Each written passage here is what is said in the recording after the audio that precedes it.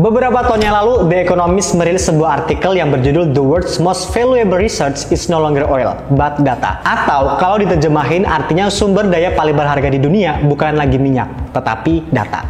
Bagi orang awam, istilah ini pasti sulit banget buat dipahami ya. Kok bisa sih data jadi minyak yang baru? Penasaran kan? Selengkapnya bakal Minbox bahas di episode kali ini. Tetapi sebelum itu, jangan lupa untuk like, komen, subscribe, dan nyalakan lonceng notifikasi channel ini supaya kamu nggak ketinggalan informasi terupdate seputar dunia IT. Logibox, gudang informasi seputar IT.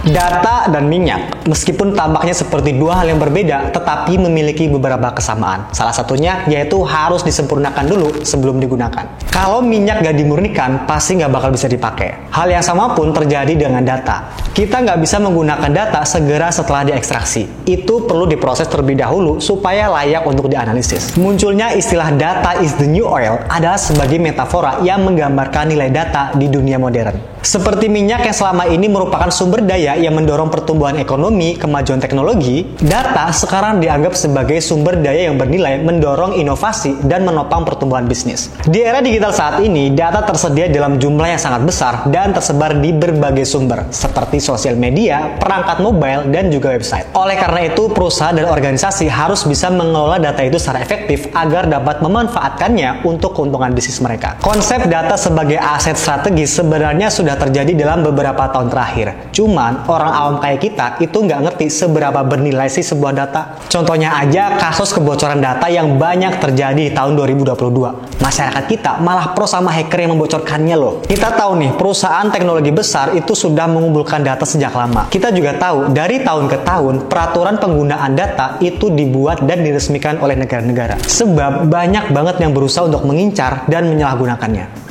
Bagi perusahaan dan organisasi, data merupakan sumber daya yang sangat bernilai karena dapat digunakan untuk memahami kebutuhan pelanggan dan juga keinginannya. Bahkan juga bisa mengoptimalkan proses bisnis, pengambilan keputusan, dan menciptakan produk dan layanan terbaru yang inovatif. Salah satu hal yang membuat minyak begitu berharga adalah konsep kelangkaannya. Mungkin ada cadangan minyak di luar sana yang belum ditemukan. Masalahnya, minyak adalah sumber daya yang terbatas. Suatu hari bakal nggak ada minyak di planet ini dan kita harus mencari bentuk energi lain. Tetapi, hal itu nggak bakalan terjadi sama data. Tidak hanya banyak data yang dimiliki oleh perusahaan, tetapi setiap harinya data-data baru itu tercipta. Seperti setiap kali kita menonton film di Netflix, atau berbelanja di e-commerce, atau mendengarkan lagu di Spotify, maka data-data baru bakalan tercipta. Ngomongin tentang data memang menarik. Selain itu, karir di bidang ini juga bakalan mulus untuk jangka waktu yang sangat panjang. Tertarik untuk mempelajari skillnya? Di IT Box ada kelas data science dan database. Kamu bisa kuasai dua skill ini kalau mau lebih tahu tentang data dan berkarir di bidang ini.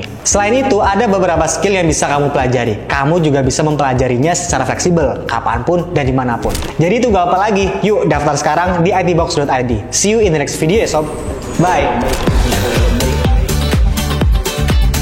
Logibox, gudang informasi seputar IT.